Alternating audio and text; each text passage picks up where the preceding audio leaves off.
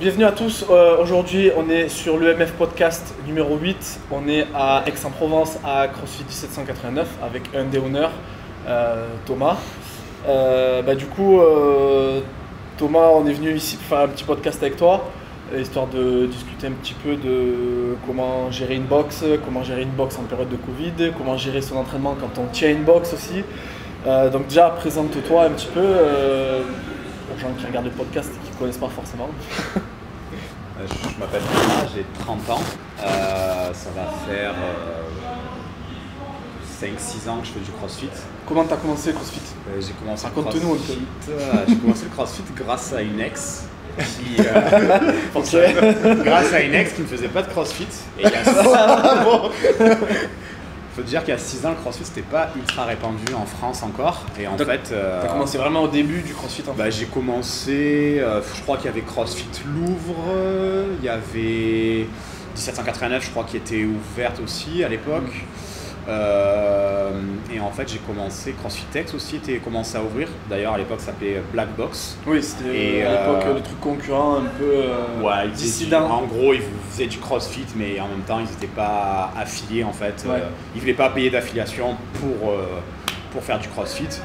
Je crois que ça vient du Canada, ça d'ailleurs, Oui. le Black Box. Ça n'existe plus. Ouais. Ouais. Et en fait, ils ont ouvert une deuxième Black Box à Vitrolles. Et en gros, vu que c'était des amis de mon ex, ils nous ont demandé si on voulait venir essayer. Et je suis venu essayer. Comme je disais tout à l'heure, j'ai commencé mon premier WOD, j'ai fait un Fran. Ça m'a mis bien direct. Et malgré tout, j'ai quand même voulu revenir et j'ai accroché à la méthode. Enfin, j'ai pu s'accrocher au côté de la communautaire, le fait de s'entraîner avec tout le monde et en fait faire toujours des nouveaux trucs en fait. Même si après globalement avec l'expérience tu fais toujours à peu près les mêmes mécaniques de mouvement, mais dans l'idée quand tu commences en CrossFit tu te dis wow, c'est trop bien, je fais toujours des nouveaux trucs, c'est vachement ludique, t'apprends plein de trucs que tu faisais nulle part ailleurs. Et en vrai tu fais un sport où tu touches pas la nouille quoi. En vrai concrètement c'est pas comme quand C'est ça que tu cherchais à ce moment-là? Ouais, quand je fais un truc en vrai j'aime bien le faire toujours un peu à fond. Et je crois que j'ai dû aller en salle de sport peut-être une fois dans ma vie. Et justement, tu faisais quoi comme sport avant CrossFit? Du poids de corps, de tout en fait. Je fais un peu à tout. Je faisais du sport quoi, globalement. Ou de l'escalade, du poids de corps, je faisais pas mal de VTT, j'aimais bien aller faire du VTT. Tu t'es jamais engagé dans un sport? Non, jamais. Je fais des sports de combat aussi. Mais pareil, les sports de combat, j'aimais bien parce que tu avais ça en fait. Tu partageais quelque chose avec quelqu'un et tu partager des liens avec quelqu'un, tu partages des paires de gifles. Non, justement, ça va au-delà de ça, c'est pas que ça. Oui. C'est justement ça, tu vois, et en gros, bref, voilà quoi. Je m'étais jamais vraiment trouvé sur un sport en particulier, en fait, j'ai toujours bien tout aimé, tout faire. Quand j'étais petit, j'ai fait un peu de gym vite fait, mais j'avais bien aimé, mais pareil, t'es petit, t'approches pas, tu vois, tu fais pas forcément un truc longtemps, même du foot, tu vois, enfin, je sais pas. Toujours bien aimé bouger en fait. Maintenant t'aimes bien toucher un peu à tout. Oui, en vrai, c'est pour ça que j'aime, que je suis encore dans le CrossFit et que j'aime le CrossFit, c'est parce qu'il y a tout en fait. Tu vas faire un peu d'haltéro, tu vas faire de la gym, enfin, bon après, tout le monde vous dira que je préfère faire de l'haltéro, mais c'est pas vrai, j'adore faire de la gym. Après, même le CrossFit, en vrai... Ils vous diront tous que j'aime soulever des barres, mais c'est faux. Oui, j'aime, mais en vrai la gym c'est cool. Après, le truc, c'est que quand tu soulèves une barre, la sensation quand tu fais une barre, un PR, etc., en fait, cette sensation, tu l'as toujours toute ta vie, en fait, tu vois. Vrai. Alors qu'en gym, tu sais faire district HSPU, voilà, tu sors des trucs district HSPU, t'es là, tu dis, je suis content. il n'y a pas l'espèce d'euphorie. Oui, voilà, c'est quand ça. tu fais MPR sur Ton une barre, euphorie, tu l'as. Tu sens vraiment... Ouais, en gym, tu vois, c'est ça. En gym, tu vas l'avoir sur tes premiers muscle-up, peut-être, quoi. Ouais. Et après, quand c'est acquis, strict muscle-up, machin, enfin, bon, après, t'as vite fait le tour du côté de l'adrénaline, quoi. Alors qu'en haltéro, c'est vrai que tu as toujours un peu ce côté. C'est souvent lié au tempérament, le truc de aimer soulever des. On va dire dans les profils. Quand tu vas dans les salles de CrossFit, les profils des athlètes qui aiment faire des barres lourdes, souvent ils ont un tempérament un peu plus. Qui aiment l'adrénaline, les sensations fortes, la dopamine. Et du coup, après Vitrolles, qu'est-ce que tu as fait? En fait, à Vitrolles, j'ai commencé le CrossFit du coup, en sachant que j'étais de Cavaillon, donc Avignon quoi. Et en fait, ce qui s'est passé, c'est qu'à un moment donné, ça me coûtait quand même pas mal d'argent à chaque fois de venir à Vitrolles. Et surtout, en fait, CrossFit Avignon avait ouvert quasiment en même temps. Ça, c'était en 2015. Ouais, je m'en souviens, c'est ça. Et du coup, en fait, je travaillais à l'époque, j'ai trouvé du travail en fait. À l'époque, je travaillais à La Poste. Et c'était juste derrière en fait CrossFit Avignon. D'accord. Donc en fait, je terminais ma journée, je pouvais directement aller m'entraîner à CrossFit Avignon. Donc en fait, tu étais postier, tu finissais tôt du coup? Ouais, je finissais en gros à 14h, j'avais fini quoi. Dans l'idéal, en moyenne, à 14h, j'avais fini. Je pouvais directement aller m'entraîner derrière, en sachant qu'après à 14h30, 15h, tu n'avais pas forcément de créneau. Donc au début, je m'entraînais un peu comme ça et j'attendais, je crois qu'à l'époque, à CrossFit Avignon, le premier créneau il était à 16h, je crois, une connerie comme ça. Moi, je me souviens que mon premier stage là-bas, quand j'étais encore en deuxième année à la fac, c'était là que je t'ai connu, c'est là qu'on s'est rencontrés d'ailleurs. Je me souviens qu'il y avait un créneau à 15h30. Ah, peut-être, ouais. Il y avait un c'est créneau à celui-là que je 15h30. faisais, je me souviens. Du coup, je connaissais personne en vrai dans la boxe, parce que j'étais sur le créneau en fait où il y avait des gains. Là où il n'y avait personne. Et lui, je suis le coach. Je venais, je faisais des barres. Ouais, je faisais des trucs et en vrai, après, ouais, je connaissais personne quoi. Donc du coup, quand j'ai commencé après à changer un peu mes horaires et à venir sur des heures où il y avait un peu le cœur de la boxe et les piliers de la boxe, en gros, les gens qui sont là tout le temps. Les gens qui viennent tout le temps. Ouais, ils se sont dit qui c'est ce con, qu'est-ce qu'il fait. Donc voilà, et en gros, je me suis retrouvé à CrossFit Avignon. Tu t'es engagé dans la pratique vraiment à fond? Ouais, pareil, toujours dans cette idée, en fait, c'était tellement ludique, j'avais toujours envie de faire un truc, genre, l'exemple concret, hein, les DU, j'ai commencé à Vitrolles, on m'a montré des DU, je me suis dit c'est quoi cette merde, j'ai pas réussi à les faire, au bout de 5 jours j'arrivais à les faire parce qu'en fait je prenais ma corde, je prenais une corde, à chaque fois que j'arrivais un quart d'heure à l'avance, je faisais des DU et à la fin je restais une demi-heure pour essayer de faire des DU parce que ça me gonflait en fait de pas réussir à faire un truc aussi con avec une corde en fait. Après la gym etc ça allait, J'écoute. La gym, tout ça, enfin tous les trucs techniques globalement quand on me disait en sachant qu'à l'époque, j'étais pas forcément méga bien encadré dans le sens où c'était nouveau, tu fais des trucs sur ton côté, le coach il va pas venir te voir pour te dire des trucs quoi. Donc en fait, j'étais un peu en mode autodidacte, je voyais à côté il faisait ça, je me disais ah ouais cool et tout. Le keeping, je l'ai appris assez vite parce que je faisais déjà des tractions strictes etc.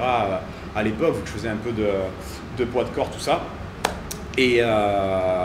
Et en fait, après, je me souviens, par exemple, les butterfly, on m'a dit, je me dis, ah, c'est cool ce truc et tout. On me dit, non, le fais pas, c'est trop dur, t'arriveras pas.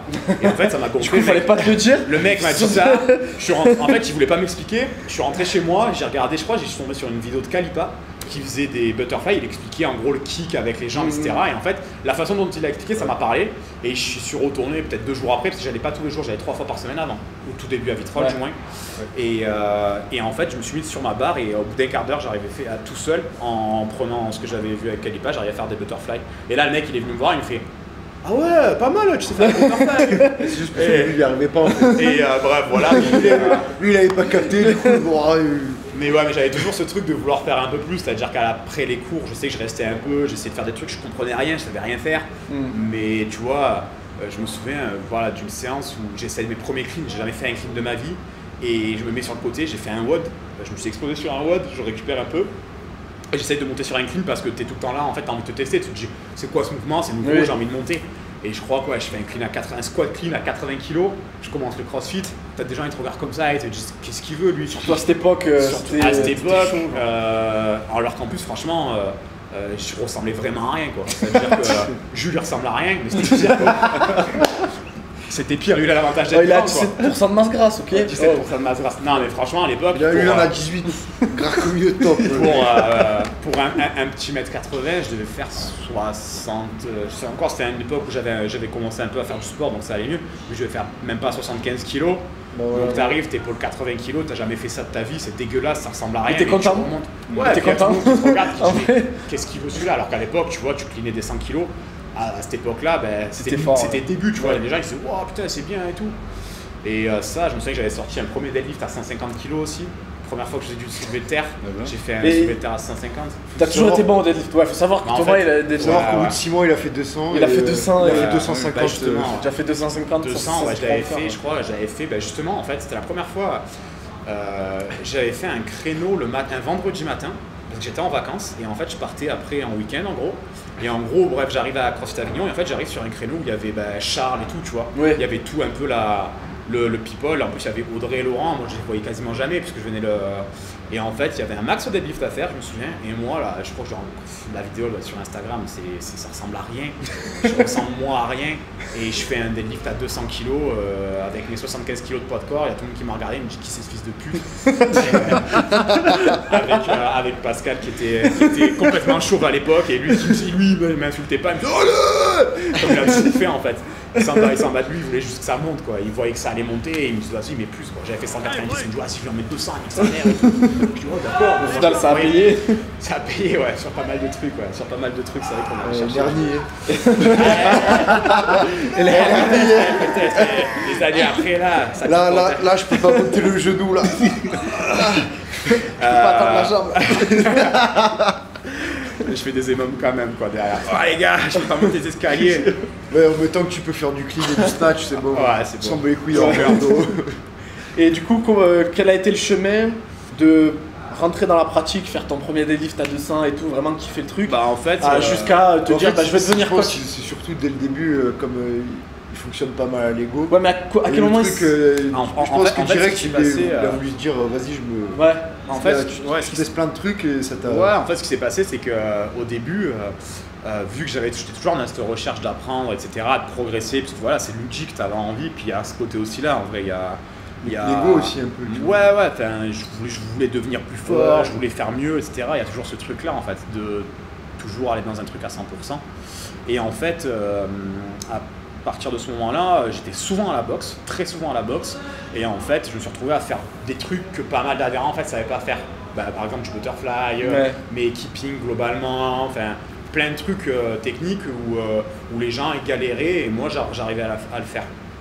Et en fait, les gens ils venaient me demander des trucs du coup, et ils me disaient comment t'as fait ça, je dis ben moi je l'ai fait comme ça, et en fait plusieurs fois ça a fonctionné, et les gens ils se sont dit ah c'est cool et tout, et en fait t'as pas fait le mongol à dire oh bah comment j'ai fait, bah j'en ai fait. Ouais, non, en gros je leur ai expliqué parce que pareil en vrai, faut savoir qu'à l'époque en plus tu t'allais sur, déjà à l'heure actuelle il y en a pas énormément et encore pas énormément en français, mais à l'époque quand tu commençais le crossfit, tu voulais des infos sur des mouvements techniques, etc. En français, c'était mort, il n'y avait rien. C'était très dur. Et donc, tu n'avais que des trucs en anglais. Puis à l'époque, c'est du Calipa. Il y avait, comment il s'appelle, le gymnaste là Dave Durant ou Carl Paoli Paoli. Enfin, c'était que ça, c'est que des vieux. Genre, c'est que des gens. Genre, tu parles de ces crossfitters là. À des gens maintenant, ils savent même pas qui c'est. Oui, c'est vrai. Même Rich Froning, il y en a maintenant, ils savent même pas qui c'est. Non, mais c'est vrai, ils connaissent que Matt Fraser en vrai. Oui, alors que Rich Froning, ça a été. Parenthèse, c'est lui qui a vraiment montré que c'était un sport de prépa physique, de force, et qu'il fallait s'entraîner intelligemment, et que c'était pas en faisant que des metcons que tu devenais bon en crossfit en fait.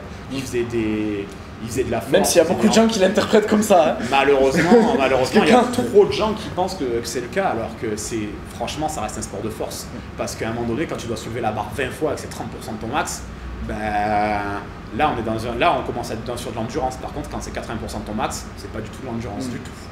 Donc la force c'est primordial, on le voit très bien même sur Willy George. Willy George, c'est un mec qui est resté en prépa physique super longtemps, en centre de prépa physique super longtemps. Le mec il arrive, il avait une force colossale. Après il avait un gros manque de mobilité, il n'avait pas de technique, mais le mec a un peu travaillé et vous voyez, c'est le premier français. C'est juste se faire une force de ouf et après bon, il bosse, il n'y a rien à dire sur ça. Mais bref. Et bref, globalement en fait, ce qui m'a fait me poser la question. Faut pas dire que c'est un sport de force, c'est un sport de tout. C'est un sport de force dans le sens où il faut un minimum. Il faut atteindre un plafond, il faut atteindre un certain plafond pour vraiment commencer à. Oui, mais c'est un ensemble en fait. Oui, bien sûr. Mais en fait, il faut que tu atteignes ce plafond si tu veux prétendre à performer en fait. Tu peux pas dire je vais aller au game si tu clean pas 150. Ouais, voilà, en fait, en vrai, c'est là. Si tu ne pas 200 kilos, tu peux pas commencer à te dire est-ce que je peux performer, est-ce que je peux prétendre à ça en fait. Oui, après, tu peux très bien faire du crossfit sans vraiment avoir. Évidemment. Comme. Tu peux faire du crossfit et te donner comme objectif, je veux squatter 200. Ouais, bien sûr. C'est juste, en fait, c'est pour quantifier. Il y en a, ils ont plus besoin de quantifier par des chiffres. Après, comme tu peux faire du rugby sans pour autant faire de prépa physique, mais tu n'auras jamais un bon niveau, quoi. Tu resteras. Et ça ne veut pas dire que tu kiffes pas et que machin, enfin bref. Et globalement, en fait, ce qui m'a fait me tourner vers ça, c'est que je me suis cherché super longtemps, comme dans le sport, dans le taf en fait, j'ai jamais trouvé vraiment de voie. J'ai touché à tout, j'ai fait plein de trucs. Et en fait, à l'époque,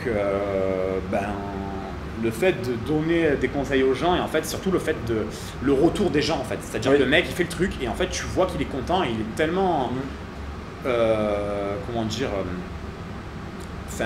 il est reconnaissant en fait. La reconnaissance qu'il a vis-à-vis de toi à ce moment-là, en fait, c'est gratifiant. Ouais, c'est ça, je me suis dit putain c'est cool, j'ai envie de faire ça, je crois que j'ai envie de faire ça.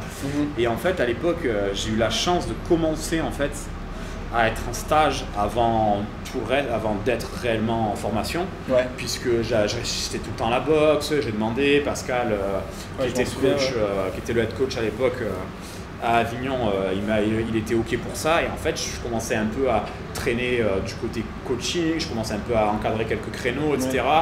Et en fait c'était vachement cool. Bon, après il s'est passé un truc, c'est qu'à l'époque, notamment à Avignon, dans le centre de formation qu'il y avait pour les BPGEPS, jusqu'à 25 ans, si tu veux faire coach sportif, tu peux pas retourner à la fac en STAPS, c'est impossible. Ou alors faut vraiment être mentalement. C'est un cheminement un peu plus complexe. Ouais, c'est plus compliqué. Donc en fait, à mon âge, à 25 ans, je me suis dit bon, je vais faire un BP. Et en fait, pareil, à cette époque, je traînais en vrai sur Internet. Sur Internet, je regardais, et après, je faisais le lien entre les trucs. Je pense que pour être coach, déjà, il faut avoir cette volonté de se former soi-même.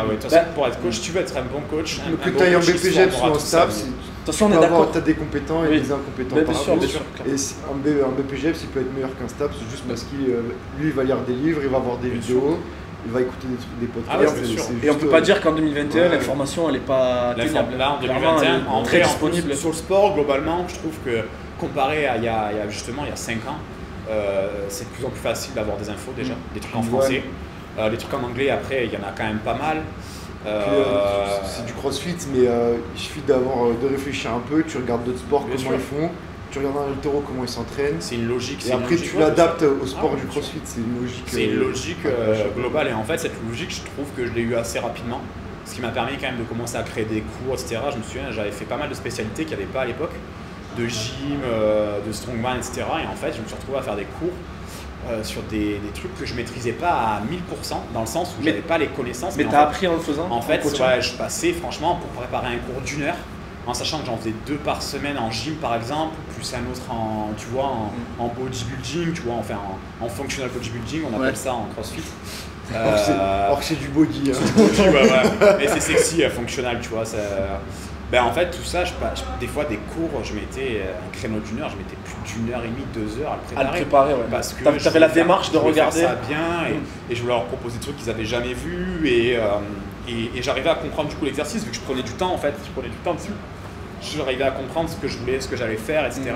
Pourquoi je le faisais, etc. Et donc du coup en fait, ce qui s'est passé, c'est qu'à première année du coup de BP, j'ai été refusé à l'entretien parce que je faisais du crossfit en fait. Parce que j'ai dit que. À cette époque, c'était encore un peu. C'était encore un peu des. C'est il n'y a pas longtemps, mais c'était quoi, 2016 on était des renégats, encore.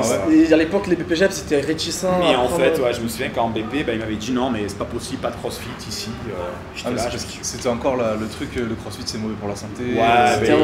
C'était pas. Bref. C'était vu d'un mauvais oeil par les coachs de bodybuilding et de culturisme. Globalement. Et en fait, c'était encore. Après, on est toujours en retard en France, ça c'est pas une nouvelle. Parce que ça remontait de l'ombre très clairement. Et en fait, ce qui s'est passé, c'est clairement, je peux le dire, pendant 1 an, en fait, j'ai coaché en tant que stagiaire, sans diplôme, rien. J'avais toujours un peu ce statut stagiaire, même si j'encadrais pas mal de cours, etc., de plus en plus.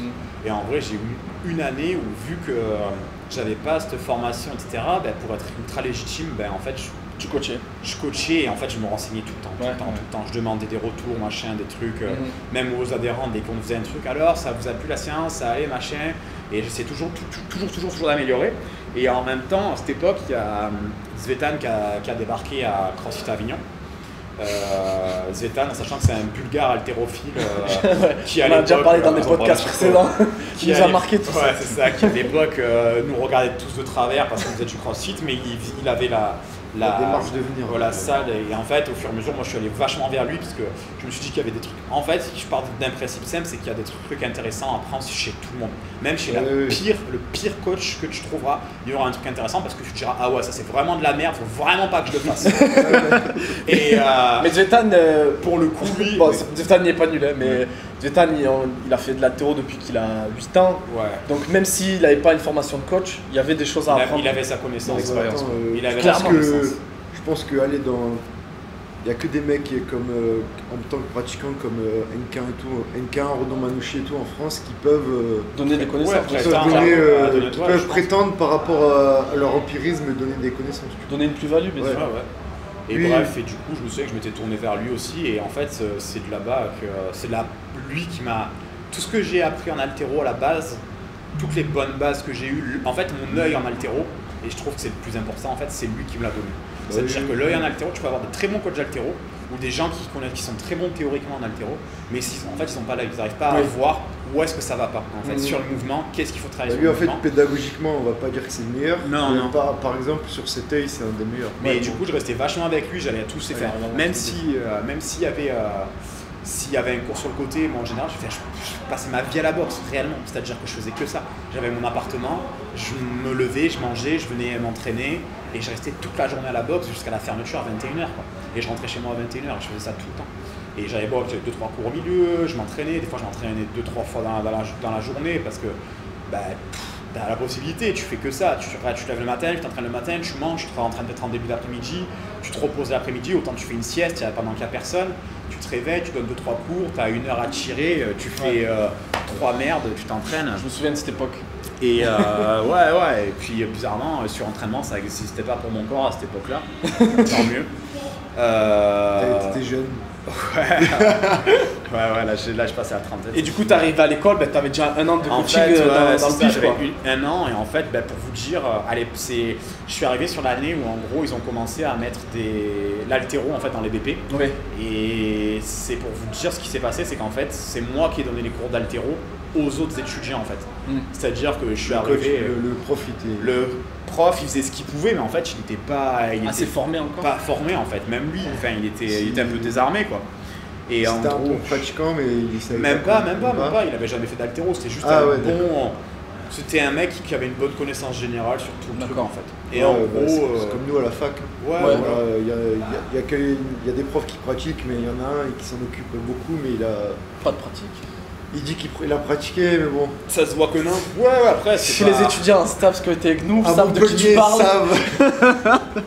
C'est pas trop. Après, c'est pas grave, parce que tu vois, ce mec-là, pour le coup, il m'a apporté pas mal dans le sens où, en fait, il m'a. De la pédagogie. Ouais, c'est un mec qui a, je sais pas, il avait plus de 40 piges, quoi, tu vois. Il a apporté le côté théorique qui te manquait, peut-être. En fait, déjà, après, quand il y a eu de la physio. L'anatomie, après, l'anatomie, il n'y a rien de compliqué en vrai. Quand tu as compris les insertions, c'est que de la mécanique. Hein, quand tu as compris la biomécanique, après, franchement, moi, en tant que coach, je m'en bats les couilles de savoir on s'en fout. Il n'y a pas de réel intérêt à part se branler, dire ouais, ton psoas, il va se serrer là. Non, il faut les connaître, savoir où ils sont, comment ils marchent et savoir mais commencer à branler, dire ça s'accroche sur L5, je sais même pas ça, je crois que je suis même plus sûr. C'est sur L5, enfin tu vois, genre ça à part être là, tu vois. On s'en fout quoi. Le mec en plus en face de toi. C'est bien, mais c'est bien d'être comme ça. En fait, faut savoir que tu vois. Faut savoir que globalement. L'anatomie c'est pour ceux qui ont pas beaucoup de jugeote, tu vois. Au moins ils peuvent faire style les mecs qui connaissent. Mais tu vois, tu vas te demander n'importe quel muscle, je sais où il est attaché, tu vois. Je le vois encore, tu vois, toutes les années où quand je vois un mec qui est en BP qui me dit ouais c'est lui ça s'accroche de là à là. Je dis ouais il est où? Et le mec il sait pas où il est en fait, c'est-à-dire que le mec il sait il fait du bachotage. Ouais c'est ça, en fait il connaît par cœur et tu lui mets le doigt quelque part, tu lui dis c'est quoi qu'il y a là et il sait pas ce que c'est en fait. Un bon préparateur physique est bon en anatomie mais il a pas besoin de dire. Mais faut quand même avoir des. Mais il faut avoir les bases. En fait de toute façon globalement même quand tu fais de la prépa physique ou que tu fais du coaching, la personne en face de toi elle s'en. Tous les trucs compliqués, elle s'en fout. Si tu lui dis, soit elle les comprend pas, soit elle veut pas les comprendre. Et si elle le veut, elle te posera une question. Et là, tu peux lui répondre. Ok, pas de souci. Mais tu vois, il y a toujours ce truc en coaching, je trouve qu'il y a, tu vois, c'est comme le truc de la tartine, tu vois. moins t'en as, plus tu étales, tu vois. Tu étales En fait, c'est ça, tu vois. comme Quand la je vois un confiture. coach qui est là, disais, qui te parle de ouais, là tu vas recruter le moyen glutéal et machin, t'as envie de lui dire frère, il s'en fout le gars. Genre, dis-lui juste qu'il est en train de. Faut que ça roule le cul. Ouais, dis-lui que ça roule le cul. Dis-lui genoux. juste que ça doit chauffer sur les fessiers, sur les fesses, sur les fessiers, si tu veux rester correct, mais qu'est-ce qu'il s'en fout le gars quoi. En fait, les gens ils veulent entendre un ressenti. C'est ce qu'ils vont avoir sur le moment. Et il s'en bat les couilles le gars de savoir fessier, quadriceps, machin, enfin ils s'en foutent en vrai, tu vois. Donc ouais voilà, et en gros ce qui s'est passé c'est que vu que j'avais quand même emmagasiné pas mal de connaissances quand je suis arrivé en BP en fait, T'avais déjà, ouais, même sur la méthodo, etc. En fait, je savais que ça plus ça faisait ça, mais il me manquait le pourquoi en fait. Ouais. Tu vois, le pourquoi ça fait ça. Mais en fait, ça m'a apporté le pourquoi. C'est-à-dire que je savais tu faisais de la force, pour faire T'avais emmagasiné l'aspect empirique, mais il te manquait l'aspect Ouais, théorique et exact, les connaissances physiologiques et C'est anatomiques. ça, ouais. etc. Et en gros, ça a Qui t'ont lié permis tout, de débloquer, en fait. qui t'ont permis. C'est-à-dire que je pense que j'aurais pu très bien continuer comme ça pendant des années et Il y en a peut-être qui après. l'ont fait. Ouais, il y en a et c'est des très bons coachs. C'est des très bons coachs en vrai. Je pense que c'est comme. C'est ce qu'on disait tout à l'heure. Ouais, il a senti l'autre. Oh putain. Il a sorti l'autre. Mais Gizmo, qu'est-ce que tu fais frère? Bâtard. Attends. Hé, qu'est-ce que c'est? Qu'est-ce que c'est? File de là. C'est quoi ce mec? là-bas si tu veux. Et du coup, t'as fait ton stage à CrossFit Avignon, ton Ouais, BP. ouais, Une exact. fois que t'as fini ton BP GEPS, Mon BP, en fait, j'ai coaché. Ce qui s'est passé, en fait, je suis resté à coacher à CrossFit Avignon peut-être bien 2 ans, du coup. Un bon plus de 2 ans, on va dire, parce que j'ai commencé un peu avant la date l'école, départ théorique, puis finalement, je me suis fait refuser. L'année d'après, j'ai réussi à me faire accepter parce que j'ai pas parlé du CrossFit. Voilà, tout simplement. Ok, d'accord. Le truc assez cocasse, c'est que on a passé pas mal de séances dans la boxe pour pas mal de séances, pas mal de cours dans la boxe parce qu'au final, la boxe avait tout le Louer matériel les locaux à c'est ça. l'école. Parce qu'on avait tout Alors le qu'ils matériel. voulaient pas prendre et tout d'étudiants ça. pour PGF. Exact. D'accord. C'est ce qui s'est passé à l'époque. D'accord. Et, L'ironie du sort. Ouais, exact. Ouais. Et au final, sur la globalité, je pense que j'ai dû terminer dans les premiers de ma promo parce que je me suis sorti les doigts et que j'avais quand même pas mal de connaissances. Donc c'était un peu la vengeance, tu vois. Je me suis dit, C'est bien. Après, voilà. t'es parti de CrossFit Avignon, t'es parti à Ouais, donc CrossFit du coup Despont. après, CrossFit Avignon.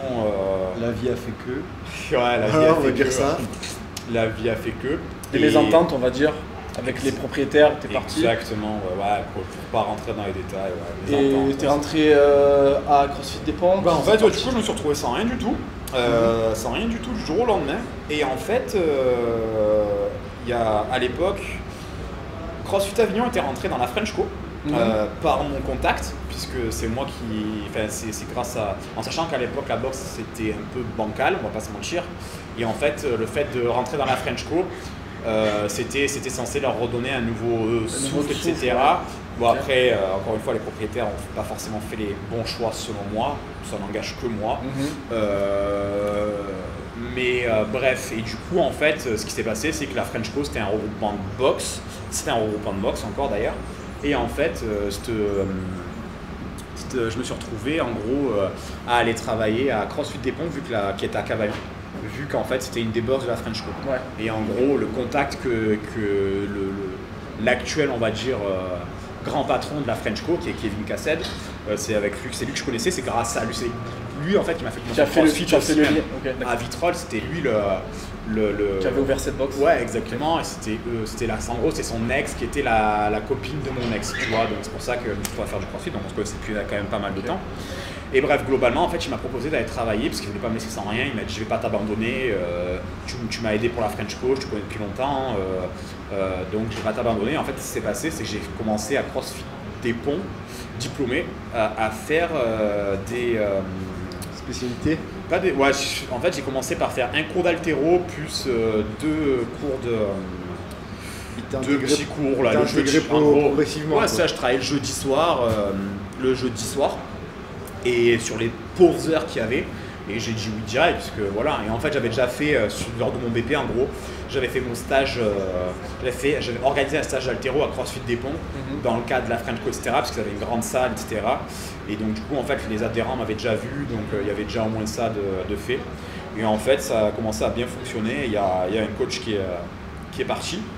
D'accord. Et en fait, je l'ai remplacé. C'était pas forcément prévu. Je me suis retrouvé du coup avec peut-être 2-3 jours, là où j'avais 2-3 heures à la base. Et après, au fur et à mesure, j'ai de plus en plus d'heures. Ok. Et comment le cheminement, comment tu t'es retrouvé à Aix-en-Provence à 1780 du coup, en fait, grâce à la French Co, en fait, après l'avantage que j'ai eu aussi, c'est que après mon BP, grâce à la French Co, en fait, j'ai eu la possibilité d'aller coacher dans beaucoup de box de la French Co. En box de Donc, la French Co. j'ai pu aller à Salon. Je suis retourné du coup à Vitrolles aussi, qui était ma box de base. Je suis allé coacher à Montélimar aussi, à Orange aussi, du coup. Et en fait, 1789 est rentré dans la French Co. D'accord. Et donc du coup, 1789, il cherchait un coach pour un jour. Et moi, j'avais un jour de libre. Donc je me suis dit, ok, je vais y aller, c'est toujours bon à apprendre. En fait, pendant un an, je me suis fixé en gros d'aller taffer dans le plus de box possible, parce que tu vois des gens différents, tu vois comment ils travaillent ailleurs, etc. Et pareil, ça, en fait, c'est formateur. C'est formateur, c'est ultra formateur. Et je pense que ça a beaucoup amélioré mon coaching et tout le reste. Et bref, de là, en fait, je me suis retrouvé à faire. Donc, je suis venu faire un essai ici avec Oscar. Et en gros, j'ai coaché une soirée et il m'a dit, ok, je te prends. Et en fait, dans le truc, je me suis retrouvé du coup aussi à coacher le samedi et je me suis retrouvé à faire les enfants et les ados. En sachant que les enfants et les ados, j'avais jamais fait de ma vie. Et ça t'a permis d'apprendre? Ouais, carrément. Il m'a proposé. Je dis, ok, je suis chaud. Et de fil en aiguille, tu as commencé à coacher de plus en plus ici. En fait, j'ai gardé ces 2 jours pendant un an presque. Ouais, depuis 1 an et demi, je dirais, ouais. Et en fait, Oscar il s'est passé des trucs dans l'entreprise, lui personnellement, en fait, il voulait reprendre un associé. Et en gros, il m'a proposé ça. C'est tombé comme ça. D'accord. Mais du coup, justement, je voulais te poser une question sur l'histoire de la boxe. Donc toi, maintenant, tu fais partie des honneurs, tu es associé avec Oscar. Comment, déjà, qui a ouvert la boxe? Est-ce que c'est Oscar? Comment Oscar est devenu honneur? Alors à l'époque, ils ont ouvert la boxe, sachant qu'avant 1789, ils avaient une autre boxe, plus petite. Je me souviens plus comment ça s'appelle déjà. Et c'était pas, je sais pas s'ils étaient, ils auraient pu en parler mieux que moi. Bon, en gros, il a ouvert 1789 avec Mathieu Nunes. Ouais. Et Sabrina Caron. Alors non, pas vraiment. Enfin, c'était que Mathieu. Ouais, c'était Mathieu.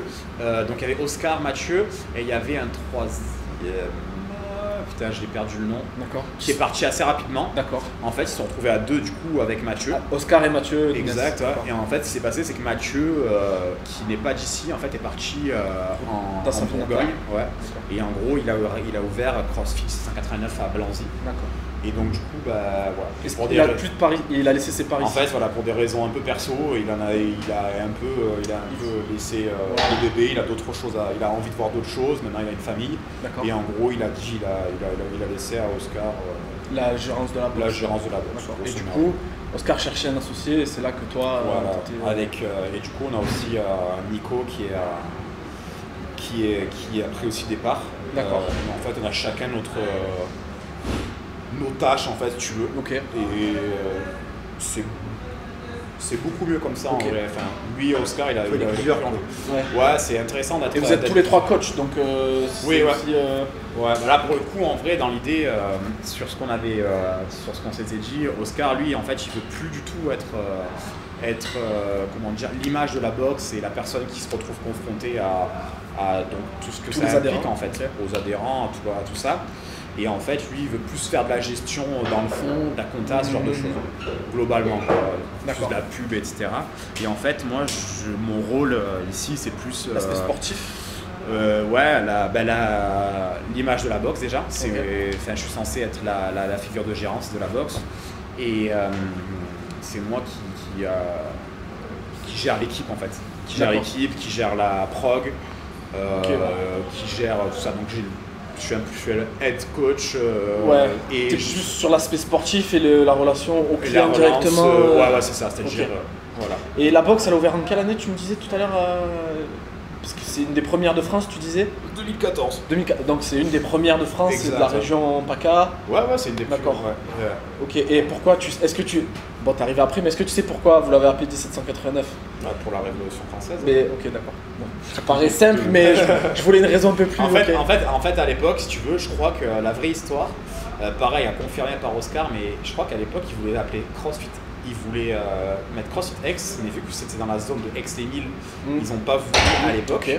En gros, appeler ça CrossFit X, donc du coup, ils ont cherché un nom un peu plus stylé. Et ils aimaient bien l'aspect. Ouais, je pense, c'est un peu. Ouais, puis c'est cool, tu vois. Enfin, après, il y a tout le truc, la French Revolution, machin, c'était nouveau, un peu en France. Ouais. Donc, ils ont quand même, au début, du coup, ce que je disais, en gros, ça se voit quand même, je pense, à l'heure actuelle, que la boxe, elle a quand même été. Enfin, ils ont quand même pas mal travaillé le côté marketing, etc. au début. Okay. En fait, même au début, tu vois, ils voulaient mettre un petit côté wellness, tu vois, ils essayaient vraiment de toucher un peu à tout et de créer un truc, tu vois. Ça m'amène à la question que je voulais te poser après. C'est quoi le projet sportif, entre guillemets, de la boxe, dans le sens où quel est votre type de clientèle?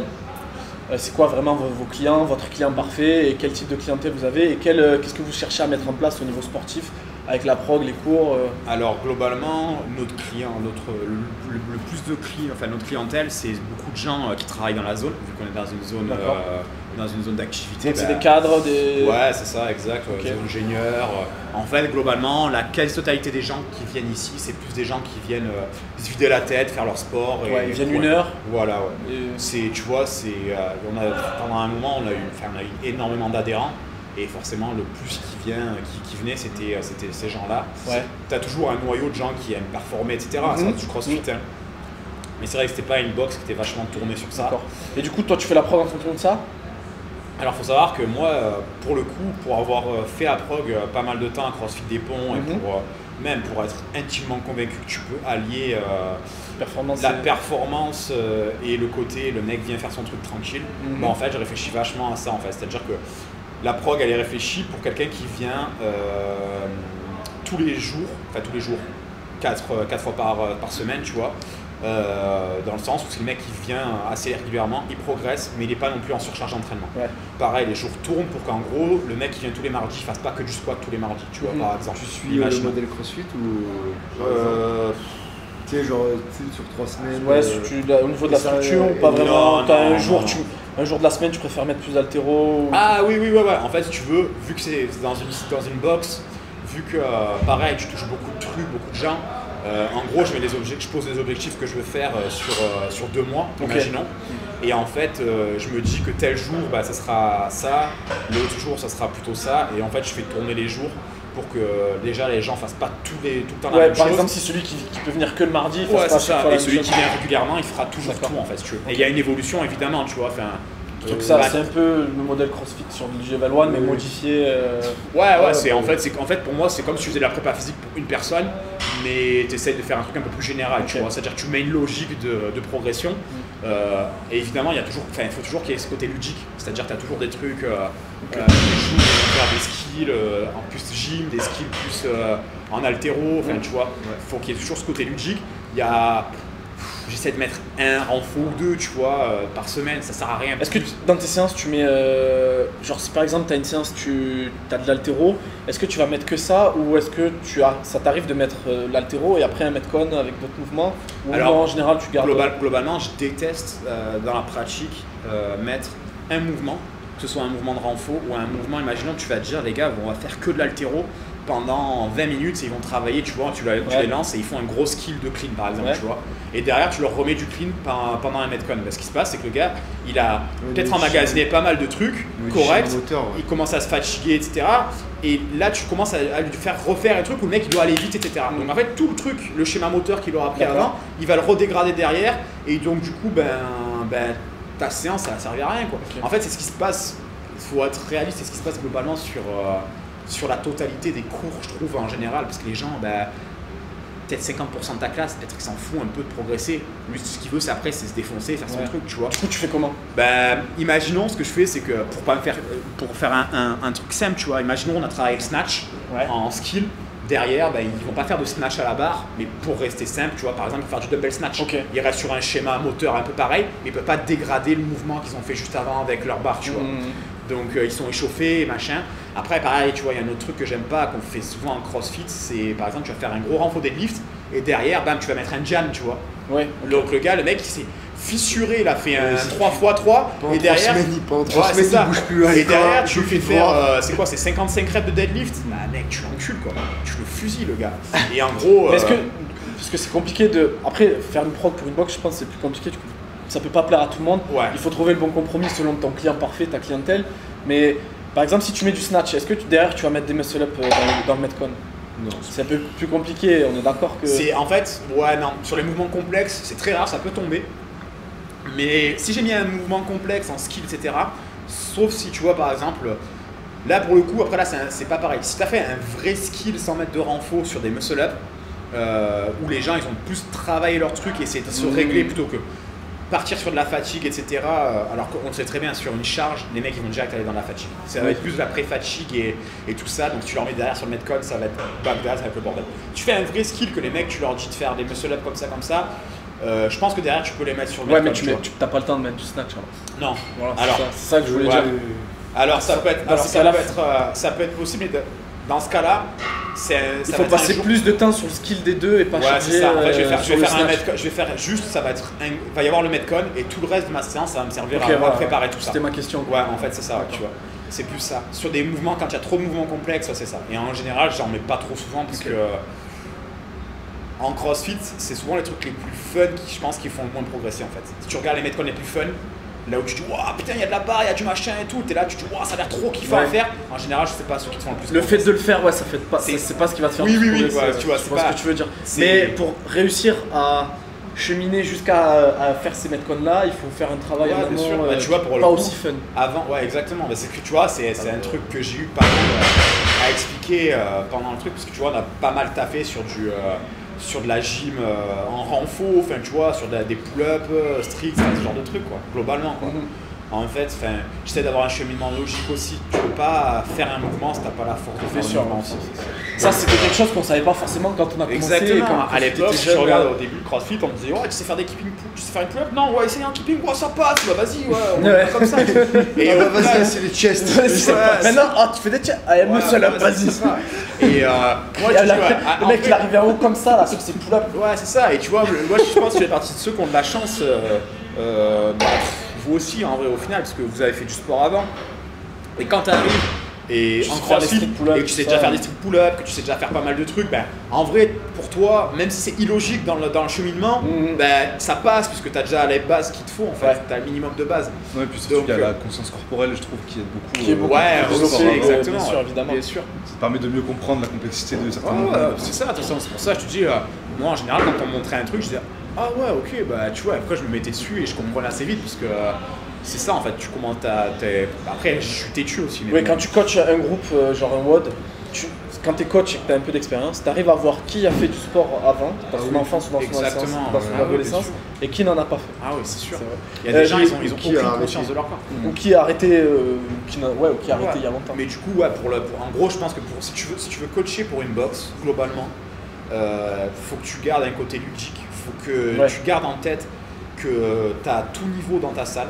Et dans ce cas-là, en fait, il faut que tu fasses des trucs qui s'adaptent à tout le monde. À en tout fait. le monde, ouais. C'est-à-dire, faut voir un peu sur une fourchette selon les trucs. Pourquoi pas, tu vois, par exemple, tu vas mettre un skill sur du keeping, l'autre à côté, il sait le faire, le keeping, qu'est-ce qu'il s'en bat les couilles Ouais, de il faire faut un être quart capable de d'heure. trouver quelque chose Exact. pour lui. Bah, qui lui, tu le- mets un petit renfort sur du keeping, par exemple, tu vois, ou tu mets. Bref, qui vont un peu se gérer. Bref, en fait, moi j'ai toujours réfléchi comme ça. Et en vrai, tu vois, ces gens-là qui ont un peu l'habitude, bah, ils vont s'auto-gérer et pendant ce temps-là, toi, tu auras énormément plus Ouais, de temps pour les pour les 3-4 débutants, personnes ouais. qui sont débutantes, tu vois. Donc, ça, et ouais, c'est ça, faut être méthodique, faut que ce soit ludique. Et il faut garder des renforts, il faut énormément de renforts. Ouais. Parce que les renforts déjà peuvent être ludiques et parce que c'est la base de tout. Le mec sait pas faire 2 squats à son poids de corps et tu vas lui demander de faire des squats clean à 60 kg pendant un Metcon. Ça n'a aucun sens, tu vas le fissurer. Et puis surtout pour ton type de clientèle à toi, c'est des cadres, c'est ce qui va le faire mais plus tu progresser mais pour pour le ce coup, tu vois, public-là. j'ai quand même pas mal de gens qui veulent progresser, qui ont un peu la niaque, tu vois, et même eux, je veux leur faire plaisir, quoi. Tu vois, par exemple, je prends l'exemple de Despont. Despont, pour le coup, c'était un peu le contraire. Tu avais beaucoup de gens, en fait, qui veulent performer, tu vois. Et quand je programmais, essoufflés tous quoi. ben ouais, mais quand je programmais exactement pareil, et les mecs, tout le monde s'amusait. C'est-à-dire que t'avais Je trouvais quelque chose pour eux aussi. Ouais, mais en fait, si tu veux, franchement, je te jure, je pense que je n'ai pas changé ma méthode de programmation entre Despont et ici. Alors que, par exemple, à Despont, tu avais 60% de personnes qui voulaient performer dans un cours, imaginons, et ici, tu en as peut-être 40, tu vois. Ok. Tu vois, 40% en gros, globalement. Ben, j'ai pas changé, et à Despont, ça fonctionnait vraiment bien. Les gens, ils s'éclataient, ils progressaient de ouf. Et ici, ben, malheureusement, ben, Covid oblige. Mais C'est là que ça va m'amener à ma prochaine Ouais. question. quand même, les gens, je voyais les gens progresser et s'améliorer, et en fait je voyais les gens s'amuser en fait, se régaler, tu vois, c'est surtout ça le truc. Parce que quoi qu'il arrive, que tu veuilles performer ou pas performer, quand tu viens faire ton cours, tu viens prendre du plaisir, Ouais. et en fait c'est le truc de base en fait, Bien sûr, hein. tu t'es Ils viennent passer une heure de plaisir. Ah Du oui, coup, c'est ça. la question suivante, comment est-ce que vous gérez la période actuelle en tant que owner de boxe, parce que c'est problématique pour beaucoup de monde, alors surtout le monde du sport. 1789, c'est ouvert normal. 1789, on guillotine. pas de problème. Du coup, qu'est-ce que vous avez mis en place pour gérer la période? Alors en fait, premier confinement, on n'avait pas le choix dans tous les cas, donc on a fait il y avait que des vidéos et tout le Vous avez reste. traité de matos? Pas de prêt de matos. Ok. Non. Alors pour le prêt de matos, je sais qu'il y a beaucoup de salles qui ont fait le choix de le faire. Pareil, hein, je respecte leur choix, mais nous ici, on n'est pas parti sur ça pour la simple et bonne raison qu'on ne vend pas du matériel, on vend un service de coaching. Donc ça me paraissait beaucoup plus cohérent en fait de faire une vidéo où pendant 10 minutes je coach sur la vidéo, je leur explique des trucs, je leur montre des trucs, j'essaie de leur créer un coaching plutôt que en fait leur donner une haltère, leur dire tiens c'est bon vas-y casse-toi. Ouais, leur donner une haltère, écrire un truc sur Facebook et aller débrouiller. Ouais, c'est ça, Ok. exactement, tu vois. Non, je préférais ça. Après, les gens, malheureusement, ils perdent un peu le fil, ils sont chez eux. Mais justement, comment vous avez fait pour créer Bah, ça? on a essayé de tenir le truc, mais après, ça s'essouffle. De toute façon, tu peux rien y faire. Le problème, c'est que les gens, quand ils sont chez eux, tu peux rien y faire. T'as beau mettre toute la volonté que tu veux, n'importe quelle box, je pense, ils te le diront, c'est pareil. Ouais, ils ont perdu. Les gens, ils arrêtent en fait. Moi, j'en ai plein qui viennent, des gens qui étaient très assidus, ils reviennent et ils me disent ça fait 2 mois que j'ai rien fait. Ouais. Là, actuellement. Ça et. Du coup, après, l'été, c'est passé plus ou moins Ça bien. s'est le vraiment mois de bien septembre. passé, ouais, on a commencé dehors comme tout le monde, on est retourné à l'intérieur assez rapidement, en respectant tout. On n'a pas créé de cluster, a priori c'est chez nous qu'on les crée, mais ça fait 2 mois qu'on est fermé, ça continue de monter les chiffres. Mais bon, ça et les restos, attention, bref. Allez, c'est parti, c'est le moment anti-restriction sociale. Bref. Non, mais tu vois, pour le coup, peut-être, je me trompe, hein, peut-être que c'est con ce que je dis, mais il y a plein de pays où ils restent ouverts, ils respectent les règles. Moi, je sais qu'on avait tous une zone. Les gens, en plus, franchement, chez nous, pour le coup, ils sont méga respectueux. Ils nettoyaient vraiment bien leur matos, ils respectaient les autres, ils restaient dans leur zone, etc. Enfin, si tu veux, sur 100 personnes, j'en ai peut-être 2 qui étaient un peu à l'ouest et qui faisaient pas attention aux autres, tu vois. Mais globalement, tout le monde se respecte. Moi, ce qui me dérange le plus dans cette histoire, c'est que tous les gérants de salles de sport, non mais tous les gérants de salles de sport disent ouais, mais dans les salles de sport, on respecte tout le monde est respectueux, on met les gels à disposition, les distances de sécurité, etc. Et on doit tous se justifier. C'est pareil pour les restaurateurs. Sauf que tous les centres commerciaux, les autres grands couverts, les gens qui s'agglutinent, Je suis d'accord. ils se justifient pas parce qu'on leur demande pas et on est là à d'accord se avec toi. justifier. Bon, bref, Je ça suis c'est mon complètement avis. d'accord avec toi. Mais, Moi, va à Carrefour à la Pioli d'un côté, là, mec. Vas-y un samedi après-midi, mec. Il y a 20 personnes au mètre carré et c'est normal, tu vois. Et nous ici, on fait tout pour que les gens, n'attrapent rien, que tout se passe bien. On fait tout pour être clean. Puis même, il y a un autre truc qu'il y a beaucoup d'entreprises qui n'ont pas, c'est que nous, on a une liste de tous les gens qui sont passés à telle heure chez nous. Oui. Et ça, mec, c'est-à-dire que du moment où il y a quelqu'un qui se fait toucher par un truc, ben, on pouvait contacter tout le monde. On a déjà eu des messages de gens qui nous disaient on était cas contact, bam, on envoyait un message en mode ben, écoutez, on a une telle personne qui était cas contact, attention à vous, les gens ne venaient plus, les gens allaient se faire tester, enfin bref. Et les restos le faisaient aussi. Exactement, ouais, ils prenaient des listes. Mais, Après, moi je suis un homme de science et la science elle commence à montrer que les restrictions sociales n'ont pas forcément d'effet sur le virus. Mais non, bah après. Non, c'est la science qui va nous le dire C'est dans un- les prochains mois. En vrai, c'est un autre débat, mais après, globalement, ce qu'ils font. Comment vous avez géré le deuxième confinement? La grippe a disparu. Alors, le deuxième confinement, pardon, ce qui s'est passé, c'est qu'on devait retourner dehors, je crois, dans un premier temps. Il n'y avait pas une connerie comme ça? Le deuxième confinement, non, En fait, ça a confiné, ils ont public commencé à nous. volontaire. Alors, ils n'ont pas confiné au début, en fait, ils nous ont fermé les salles Le de sport. couvre-feu. Les salles de sport, etc. Et en fait, ce qui s'est passé, c'est que je suis resté ouvert pendant quelques semaines en me Donc, disant. pendant le couvre-feu, t'es resté ouvert. Ouais, je devais être fermé, en fait, on est resté ouvert. On a un D'où peu fait les- 1789. On a un peu fait les révolutionnaires, mais Ouais. pour le coup, tu vois, Oscar, il est pas du tout. Il est beaucoup plus sérieux que moi. Beaucoup plus sérieux que moi, etc. Et il a été quand même un peu d'accord. Il s'est dit, bon, il faut qu'on essaie de se battre un peu, c'est pas possible et tout, de rester comme ça. On a continué à faire les choses comme il faut, puis après, il y a eu le confinement qui est tombé. Donc là, c'était mort en fait. On pouvait plus se battre, on pouvait rien faire. Donc, Ouais, obligé de fermer. obligé de fermer, donc on a fermé. On est reparti sur les vidéos, joie et bonheur. Apparemment, je suis passé de coach à youtubeur. Non, mais c'est vrai, moi ce que je veux, c'est avoir des gens en face de moi et les coacher, tu vois, c'est pas leur faire des Bien vidéos. sûr, ouais. Après, je le faisais, quand je le faisais bien, tu vois, mais voilà, bref. Et c'est très frustrant. Tu t'es fait ta petite intro de youtubeur et tout. Que dalle, ouais. Salut les gars. Salut, c'est bon. Salut les gars. Alors on se retrouve aujourd'hui à faire un petit metcon, machin, bref. Et là, du coup, en théorie, c'est pas légal du tout, mais il y a beaucoup de box en fait qui réouvrent à l'extérieur. Oui. Et en fait, c'est pas légal si tu lis exactement les lois, nos types d'établissements en Oui, fait. normalement, ça doit être des terrains publics, Ouais, genre terrain de foot, voilà. rugby. Donc en fait, il y a tout le monde qui joue un peu avec les limites. Et du coup, Parking, c'est on s'est interdit. dit, parking c'est interdit. Ouais. Enfin, c'est vu que c'est notre parking, bref. Et du coup, en fait, on a réouvert dehors, tout le monde le fait. En fait, si on part du principe que tout le monde le fait autour, nous aussi on peut le faire, du coup.